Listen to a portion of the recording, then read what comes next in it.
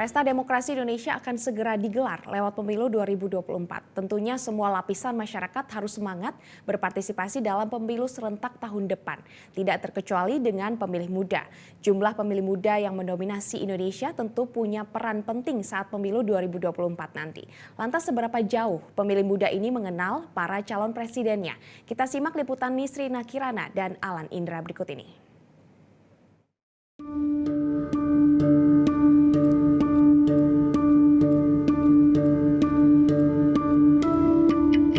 Serentak yang akan jatuh tanggal 14 Februari 2024 mendatang, jumlah pemilih muda diprediksi akan mengalami peningkatan. Bahkan berdasarkan hasil sejumlah survei yang menunjukkan generasi milenial hingga Gen Z akan menjadi kelompok pemilih dengan proporsi terbesar dalam pemilu 2024, yakni mencapai 60% atau setara dengan 110 juta pemilih dari total keseluruhan jumlah pemilih di Indonesia. Nah, hal ini pun praktis membuat antusiasme para politisi berlomba-lomba untuk bisa menggayat suara pemilih, terutama para pemilih muda. Nah, lantas bagaimanakah kira-kira cara untuk bisa menggayat suara dari para pemilih muda, dan apakah juga generasi muda yang nantinya akan memilih di tahun 2024 mendatang sudah mengenal para calon presidennya? Halo Kak, namanya siapa? Izan. Kak Izan usianya berapa? 22. Kak, berarti tahun depan bakalan milih kan ya, tapi sejauh ini tahu nggak siapa aja calon-calon presidennya? Setahu saya kan yang baru diumumin itu ada 3. Ada Pak Ganjar, Pak Prabowo, dan Pak Anies. Di antara ketiga calon presiden itu menurut kakak yang paling bisa membawa Indonesia 5 tahun ke depan siapa? Tiga-tiganya sih mungkin ada potensi ya. Dari Pak Ganjar yang suka di TikTok, di media sosial, dia berkampanye juga. Pak Anies juga, dan mungkin kalau Pak Prabowo lebih ke yang orang tuanya mungkin ya, kayak gitu sih. Kalau kakak sendiri harapannya untuk calon presiden kita mendatang seperti apa?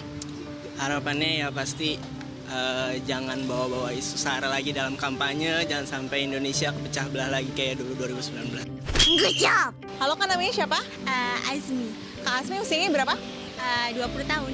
20 tahun, berarti tahun depan juga akan ikut pemilu ya? Tapi sejauh ini tahu nggak sih siapa aja calon presidennya? Setahu aku Pak Ganjar, Pak Anies, sama Pak Prabowo.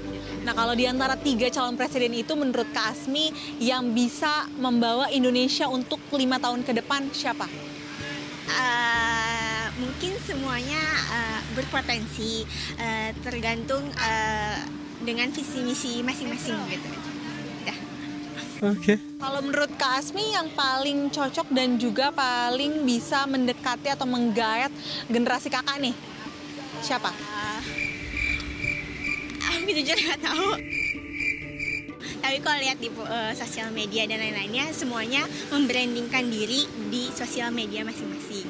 Tapi kalau untuk siapanya aku belum bisa milih. Oke. Belum tahu ya.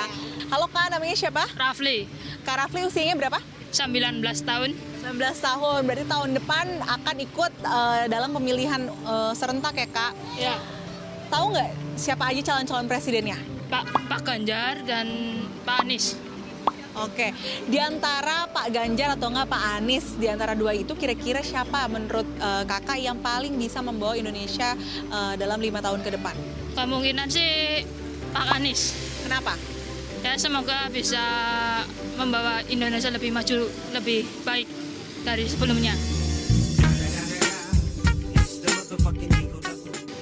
Kalau menurut kakak penggunaan sosial media dalam kampanye itu penting nggak sih? Sangat penting, Kenapa Kak? karena kita bisa melihat calon capresnya yang baik mana, yang tidak mana gitu. Oke. pilih yang cerdas dan berkualitas. Salah satunya bisa dilakukan dengan cara konsen pada isu-isu kekinian, pembangunan berkelanjutan, dan juga lingkungan hidup, dan berbagai isu lainnya.